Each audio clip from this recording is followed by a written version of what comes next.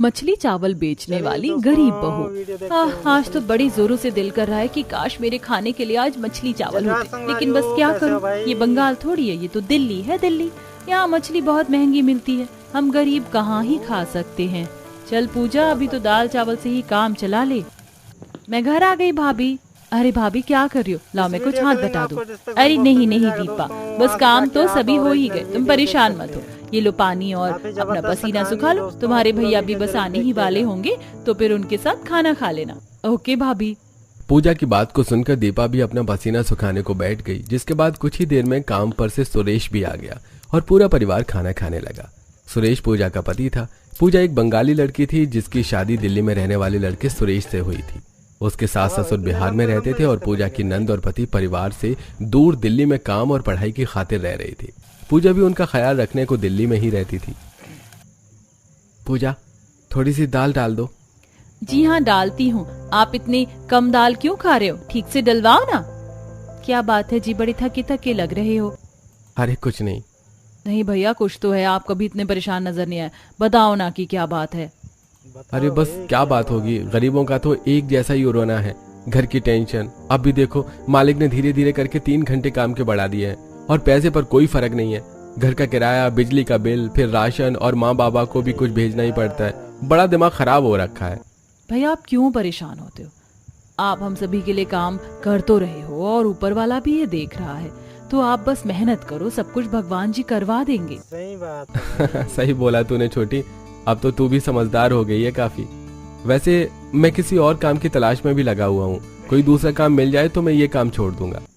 सुरेश ने ऐसे बोलकर बात को खत्म कर दिया। सुरेश एक होटल में बर्तन धोने और टेबल वगैरह साफ करने का काम करता था, जिसमें उसकी मेहनत भी बहुत थी, लेकिन उस हिसाब से कमाई नहीं थी।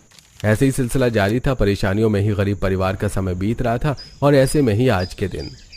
चलो कपड़े तो धुल गए, अब जल्दी से जाकर इनको सुखा कर भी आ जाती हूँ। दीपा और सुरेश जी के आने में अभी वक्त है, तो नीचे आने के बाद खाना बना लूंगी। पूजा अपनी छत पर कपड़े सुखाने को जा रही थी कि तभी वहाँ पर उसकी पड़ोसन मेघा आई। अरे पूजा सुनो। अरे मेघा इतनी डरी हुई क्यों हो, क्या बात है। पूजा प्लीज पहले तुम बैठो। अरे बताओ तो सही कि क्या बात है।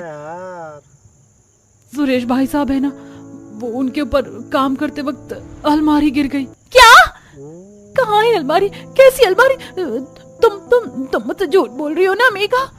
अरे संभालो खुद को पूजा बहन, मेरे पति है ना, वो उनको हॉस्पिटल लेकर गए हुए हैं, वो लोग बस आते ही होंगे। मुझे सुरेश जी के पास जाना है, मुझे उनके पास ले चलो। अरे वो बस आने वाले हैं, संभाल खुद को पूजा। पूजा सुरेश के चोट लगने की खबर सुनकर आपे से बाहर होने लगी। मेघा ने उसे कैसे कैसे संभाला, जिसके बाद कुछ देर बाद ही सुरेश को मेघा का पति राम पकड़कर घर ले आया। सुरेश के सिर पर पट्टी थी, एक हाथ टूट गया था और एक पांव में भी चोट थी। सुरेश जी यहाँ बैठिए। ये क्या हो गया जी, कैसे लगी आपको इतनी चोट? अरे पूजा बहन, वो तो शुक्र मनाओ कि उस वक्त मैं रेस्टोरेंट में था, नहीं तो सुरेश को कोई देखता भी नहीं। मैं बताता हूँ कि ये चोट इसको कैसे लगी। कौन मेहनत करेगा भाई। राम राम सुरेश जी। राम राम। बड़ी मेहनत करते हो वैसे तुम इस रेस्टोरेंट में। इसी मेहनत से तो घर चल रहा है। लगता है कि आज तुम्हारी मिसेज ने तुम्हारा नाश्ता नहीं करवाया, तभी तो सुबह सुबह रेस्टोरेंट में खाने आए हो। अरे नहीं नहीं भैया, क्या बात है यार। वैसे सुरेश इस दाल में जरा सा नमक कम लग रहा है। नमक कम है? देखो टेबल पर नमकदानी में नमक होगा। अरे ये तो खाली है, लाओ मैं इसको भर कर लाता हूँ। सुरेश ऐसे बोलकर अलमारी से नमक लेने को चला गया। नमक का डिब्बा काफी ऊपर था और बड़ी सी अलमारी पूरी सामान से भरी हुई थी। जैसे सुरेश ने नमक उतारने की कोशिश की तो अलमारी ही उसके ऊपर आ गिरी और भारी अलमारी के नीचे सुरेश दब गया। हुआ था भाई दुर्घटना। तो ये सब ऐसे हुआ था। उस वक्त रेस्टोरेंट के मालिक एक रेस्टोरेंट में नहीं थे, बस मैं ही था। मैंने कैसे कैसे सुरेश को अलमारी के नीचे से निकाला और फिर जल्दी से इसकी मरहम पट्टी करवाई। राम जी ने मेरे पास ही तो फोन किया था, पता है मेरा तो राम जी की बात को सुनकर दिल भी दहल गया था। अच्छा पूजा बहन, अभी भी भगवान का शुक्र करो कि बस चोट ही आई है, मैं चलती हूँ। राम और मेघा दोनों पूजा के घर से आ गए। पूजा वहीं सुरेश के पास बैठ गई। सुरेश जी क्या हो गया ये सब? कौन कमाएगा भाई अब? पूजा अब हमारे घर का क्या होगा, कितने खर्चे हैं, सब कैसे पूरे होंगे? मुझे तो डॉक्टर ने 6 महीने का बेड रेस्ट बता दिया है। सब हो जाएगा, आप चिंता ना करें। भाई मैं घर आ गई भाभी। भाभी आपको पता है मेरा ना प्रैक्टिकल है और उसमें मुझे फाइल बनानी है, मुझे फाइल के लिए 200 रुपए चाहिए। भाभी आप सुन, हे भगवान भैया। दीपा भी सुरेश को देखकर हैरान रह गई और वो उसके पास भागती हुई आई। भैया क्या हो गया, ये तुम्हारे भैया मौत के मुंह से निकल कर आ रहे हैं, इतनी ज्यादा चोट। भाभी मुझे कुछ तो बताओ। दीपा के बार बार पूछने पर पूजा ने उसे भी सारी बात बताई। अब पूरे परिवार का दिमाग परेशान हो रहा था।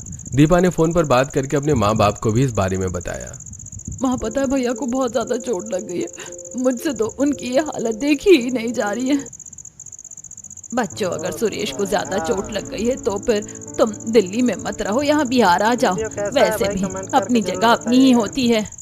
क्या माँ, लेकिन फिर मेरी पढ़ाई का क्या? जब तेरा भाई ही सही नहीं है तो फिर कौन सी पढ़ाई? हाँ, मुझे माँ के पास जाना है, चलो बिहार चलते हैं। आपको माँ के पास जाना है, ठीक है सुरेश जी, हम सभी कल चलेंगे वापस से बिहार। वैसे भी दिल्ली में करने को हमें आसानी से कोई काम नहीं मिलेगा और फिर परेशानी में तो परिवार ही सहारा बनता है। पूजा ने फैसला कर लिया था कि अब वो दिल्ली में नहीं रहेंगे। उसने दीपा के साथ मिलकर सारा जरूरत का सामान बांधा और अगली सुबह होते ही वो ट्रेन से दिल्ली से बिहार